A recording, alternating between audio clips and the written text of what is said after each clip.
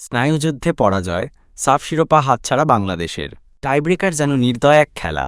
ভাগ্য কখন কার পক্ষে দাঁড়াবে, কে হঠাৎ নায়ক থেকে খলনায়ক হয়ে পড়বে, তা বলা যায় না। ভারতের অরুণাচল প্রদেশের ইউপিআর গোল্ডেন জুবিলি স্টেডিয়ামে আজ সেই বাস্তবতা দেখা গেল। অনূর্ধ্ব-19 সাফ চ্যাম্পিয়নশিপের ফাইনালে স্বাগতিক ভারতের কাছে টাইব্রেকারে 4-3 ব্যবধানে হেরে রানার্স আপ হয়েছে বাংলাদেশ।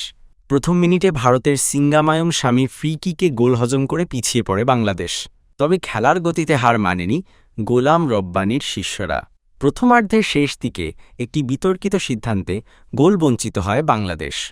২২ মিনিটে মিঠুর হেডপোস্টে লেগে ফিরলে ফিরতি বল জালে পাঠান রিফাত কাজী, কিন্তু রেফারি ফাউলের অভিযোগে সেই গোল বাতিল করেন। দ্বিতীয়ার্ধে ম্যাচে ফেরার জন্য মরিয়া হয়ে ওঠে বাংলাদেশ। ৭ মিনিটে বদলি হিসেবে নামা জয় আহমেদ জটলার মধ্যে থেকে গোল করে সমতা ফেরান। ভারতের হয়ে এটা ছিল পুরো টুর্নামেন্টে